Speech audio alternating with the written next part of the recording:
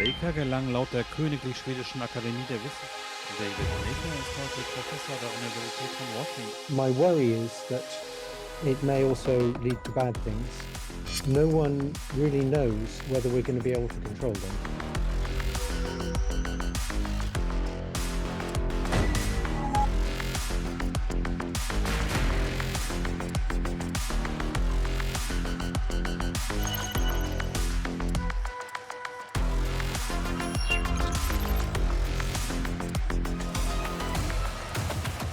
오늘 이제 주제가 인공지능인데 김상욱 교수님이 조금 더 자세하게 좀 풀어주세요, 얘기를. 사실 영국의 그 T.S. 엘리엇이라는 시인이 한 얘기인데요.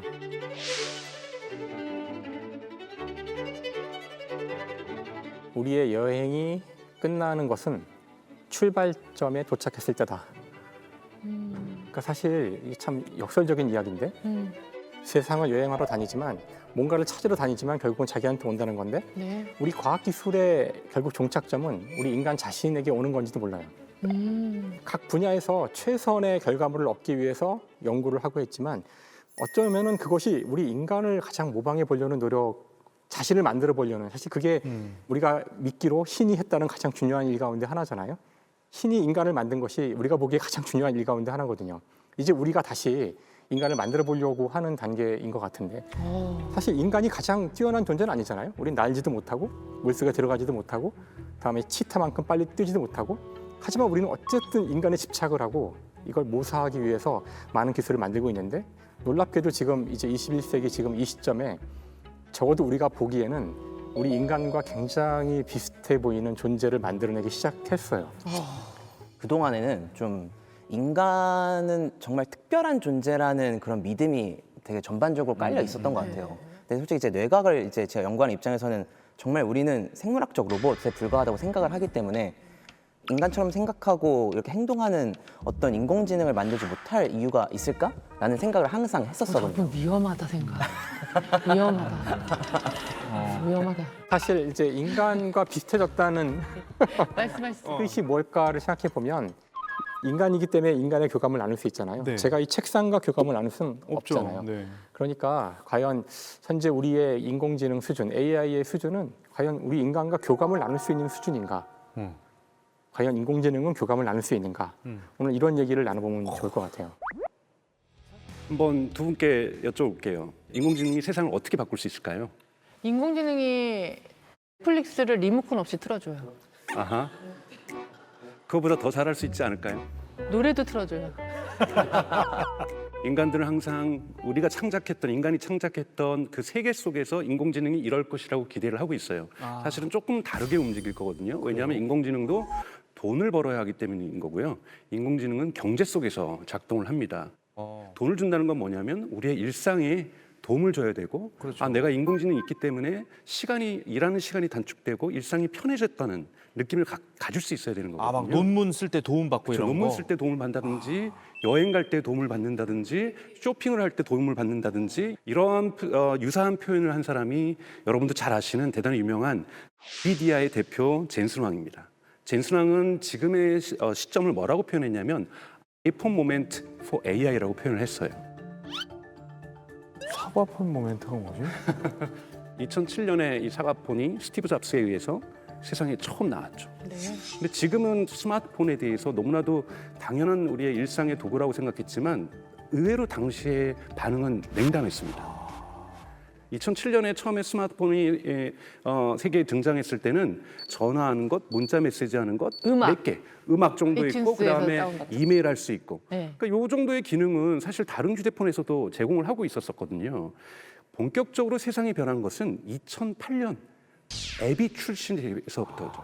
즉 애플 말고도 또는 삼성 말고도 다른 기업에서도 만드는 앱들을 우리가 앱스토어라든지 구글 플레이라든지 이런 데서 구매할 수 있게 되면서, 예를 들면 쇼핑을 하고 싶다라면 쇼핑 앱을 사는 거고, 이성과 만나고 싶다라면 데이팅 앱을 쓰는 거고, 우리가 또 돈을 누구에게 보내고 송금하고 싶으면 요즘은 다양한 은행 앱들을 쓰는 것처럼 이 앱들이 나오면서 드디어 인간과 스마트폰 사이에 이 벽들이 허물어지기 시작합니다. 앱이 중요했구나. 이 앱이 오면서부터 우리의 일상 속으로 들어오면서부터 많은 것들이 바뀌기 바뀌기 시작하는 거고 이 앱 때문에 심지어는 경제 구조가 바뀌고 큰 기업들이 성장하고 그리고 또 이것 때문에 우리의 일상생활이 다 변해버렸던 것. 네. 일상의 변화의 시작점 그것이 모멘트입니다. 그래서 사과폰 모멘트 4 AI라고 하는 것은 이제 AI 때문에 우리의 일상이 변할 수 있는 시작점에 우리는 위치해 있다는 것이 젠슨 왕이 이야기한 거죠. 이제 어떤 의미인지 감이 오시나요? 그러니까 네. 이제부터 본격적으로 이제 더 많이 펼쳐질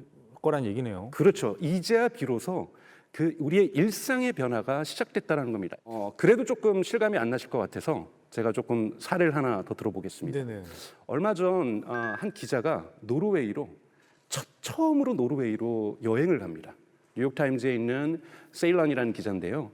4일간 노르웨이를 여행을 떠나는데 정말 낯선 땅이었고 초행길이고 사전조사도 없었고 친구들의 도움도 받지 않고 여행사의 도움도 받지 않는데 여행을 아주 잘 끝마칠 수 있었어요.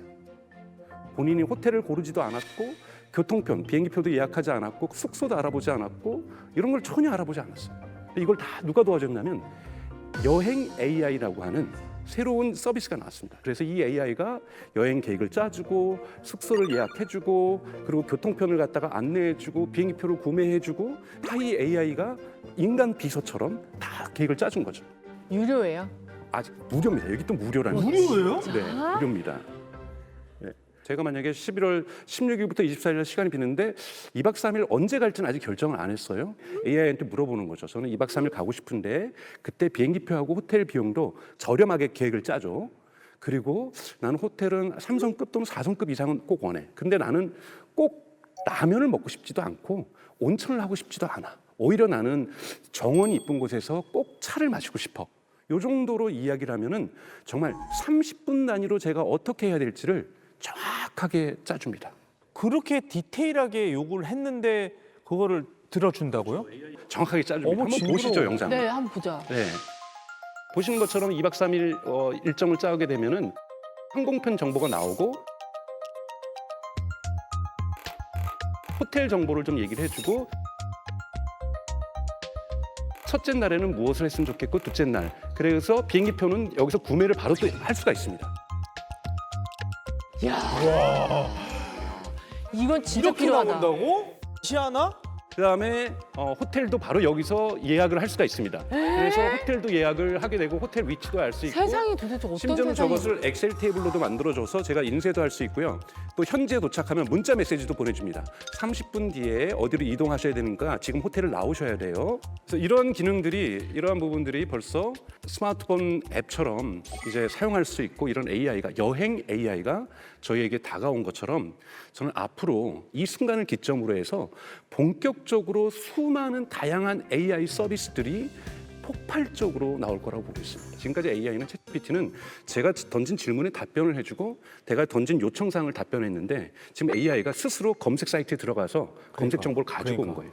검색이라는 도구를 사용한 거고 호텔 사이트에 들어가서 호텔 정보라는 사이트의 도구를 가져온 거고 그다음에 비행기 표 파는 데 가가지고 비행기 사이트를 가지고 와서 AI가 자기 외의 도구를 이용하기 시작하고 있다는 거예요. 대박. 그래서 AI가 도구를 쓰는 AI로 진화하고 있다는 거고 이것은 마치 인간이 호모 하빌리스로 진화했던 도구를 쓰는 인간, 석기 시대에 이런 도구를 쓰는 인간으로서 그때 인간의 뇌 용량이 커졌던 것처럼 AI의 뇌 용량이 커지는 것 이렇게 우리가 은유를 줄 수도 있을 것 같습니다.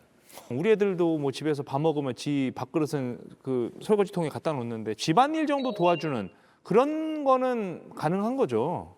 이제 그것을 꿈꾸기 시작했습니다. 왜냐하면 이것이 돈이 되니까요. 네. 지금 흔히 말해서 여러분들 들어보셨던 인간형 로봇 또는 휴머노이드 로봇이라고 얘기를 하는데요.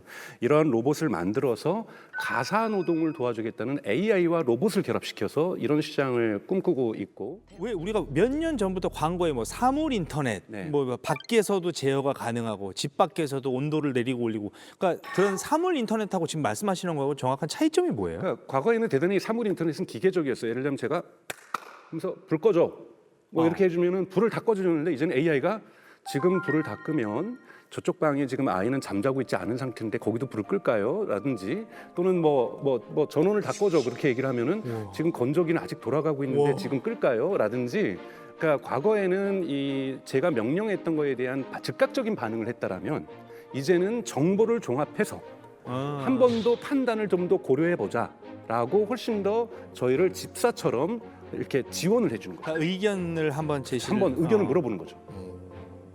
인간 1인분 이상을 할 수 있게 된 거죠. 그러니까 지금까지는 뭔가 그래도 인간의 도움이 약간 있어야 제 기능을 할 수가 있었는데 인간 1인분의 그 이상을 넘어가지고 2인분, 3인분을 할 수 있는 상황이 이제 온 거죠. 또 무서운 거는 가격 경쟁력입니다. 일론 머스크 같은 경우는 뭐라고 그랬냐면은 2만 달러, 우리 한국 돈으로 3천만 원에 만들겠다라고 얘기를 했고, 그리고 또 하나는 리스도 하겠다라고 얘기를 했어요. 그 사람 말은 다 믿을 수 없잖아요. 네?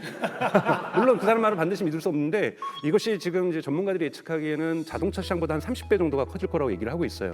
언젠간 저는 광고에 나왔던 거 있잖아요. 여보, 저기 아버님 댁에 보일러 하나 놔줍시다. 뭐 이런 것처럼 우리 부모님 선물로, 추석 선물로 우리 명절 때 로봇 하나 드려드립시다. 저는 이런 거 충분히 올 거라고 보고 있어요. 왜냐하면 너무 좋을 것 같아요. 가격대가 낮기 때문이고요. 그렇게 되면 시장은 대단히 파괴적으로 움직일 수 있습니다. 가사동의보다 저렴하다라면 충분히 사람들이 이것을 사용할 수 있는 이 시장들이 열리는 거거든요. 근데 자율주행차는 잘 안 되는데 휴머노이드는 쉽게 될까요? 자율주행도 사실은 겨울이에요. 지금 겨울이었는데 전문가들 사이에서 올해 5월부터는 봄이 왔다라고 얘기를 하고 있거든요. 그 그러니까 과거에 휴머노이드는 지금 보면은 뭐 집에서 칼도 달아질 수도 있고 정말 그렇죠. 사람이 옆에 아이가 있을 수도 있고 목숨을 다루는 일도 많은데 자동차가 도로를 달리는 것도 우리가 지금 언제인지 모르는 상황이 돼버렸잖아요. 아니죠. 올해 지금 신경만 학습을 시작을 한 거고 이러면서 대단히 좋아지면서 확실한 기록은 웨이모 같은 그러니까 우리가 구글이라는 기업의 웨이모 같은 경우는 일주일에 10만 건의 유료 고객들을 지금 처리하기 시작하고 있습니다. 7월부터. 그래서 이런 부분에서는 대단히 진화 속도가 빨라지고 있다라는 부분인 거고. 그러니까 인공지능이 아직은 대단히 초기 단계인 걸로 저한테는 보이고, 그다음에 가장 중요한 그 과학적 이해가 아직 결여된 상태에서 그러니까 왜 작동하는지를 잘 모르잖아요. 그냥 학습을 잘하면은 된다. 아직 기술이 아직 설 익은 단계인 것 같은데 너무나 많은 장밋빛 미래를 얘기하는 게 좀 전 약간 불편해서 그래요. 그래요. 과학기술자로서 저는 그래서 이제 마냥 되게 불확실한 것 같은데 그런데 거꾸로요. 자동차가 아까 칼 벤츠가 자동차를 처음 만들었을 때 깜빡이 등이 없었습니다. 자동차가 사람을 죽일 거라고 아무도 생각하지 못했거든요. 처음에 횡단보도도 없었고요. 교통신호도 없었어요. 근데 자동차가 나오면서 다치는 거예요. 그렇죠. 다치니까 이거 뭔가 신호의 규칙을 만들어야 되겠다.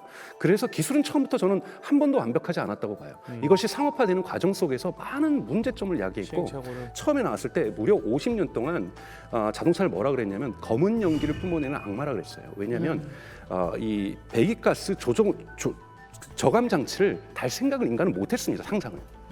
그래서 저감 장치를 50년 뒤에나 그 다음부터 이거 문제가 있다. 그러니까 성공한 과학 기술을 돌이켜 보면 언제나 그렇죠. 근데 그렇죠. 아직 인공지능은 얼마나 성공할지에 대해서 아직 모른다는 거죠. 그렇죠. 성공할지도 모르기 때문에 모르지만 나중에 성공하면 이제 지금 우리의 이 걱정을 그렇게 편안하게 평가할 수 있겠지만 아직은 모르는 단계라고 생각해요. 네. 근데 저는 지금도 자동차는 인간이 조종하면서 1년에 수많은 사람이 죽어가고 있다고 생각해요. 교통사고로. 이 문제를 해결하지 못했거든요. 그러니까 저는 기술이 완벽해질 때 시장이 형성되는 것이 아니라 사람한테 나는 그래도 저기 쓸모가 있어. 나는 저거 돈 줄래. 지불의사가 생기고 이럴 때 사람들은 기술을 수용하기 시작하는 거고 그러면서 문제를 극복하면서 저는 기술도 진화해왔고 사회도 진화해왔다고 저는 생각을 합니다.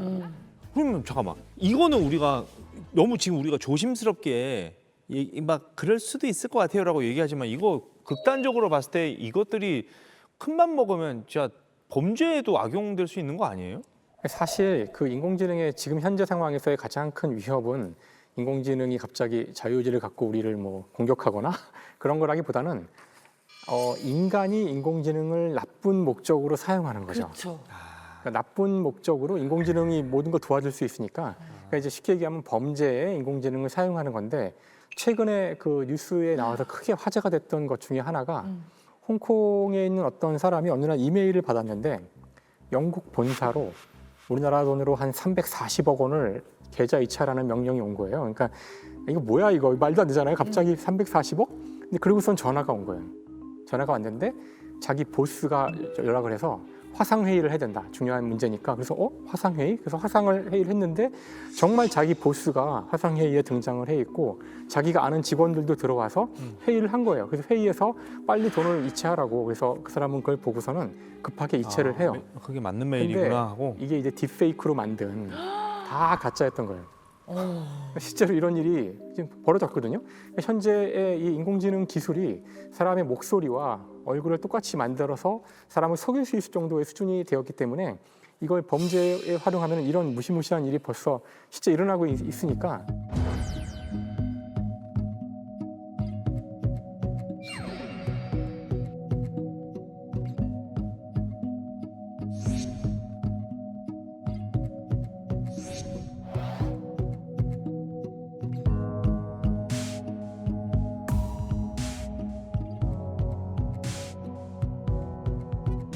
앞으로도 정말 상상도 못할 범죄들이 일어날 거라고 생각을 해요. 그래서 그에 대한 대비가 그러니까 인공지능보다 더 무서운 거는 사람인 거죠. 지금. 또 인공지능이 이렇게 사람 같아지면 사람이 좀 설 자리가 있을까 하는 걱정도 생기는데 늘 따라오죠. 우리 인본주의 문과 선생님도 안 그렇습니까? 그렇죠. 인공지능 관련한 서비스들 이야기를 들으면 사실 예술 노동자로서 굉장히 걱정이 많이 돼요. 사실 뭐 번역으로 치면 의뢰를 하는 쪽에서 예전에는 번역가한테 번역하는 전체 비용을 지급하고 의뢰를 했다면 지금은 AI 번역을 한번 돌린 다음에 그러니까 디테일이 정확하지 않은 상태의 번역물을 주고 이거 검수만 해주세요라고 줘요. 근데 실제로 그 창작자의 관점에서는 그 디테일 잡는 게 일이거든요. 훨씬 큰 일이고 중간에 그 초안 주는 거는 사실 그렇게 대단한 일이 아닌데 그렇게 하면서 실제로 그 임금이 떨어지고 있는 현상.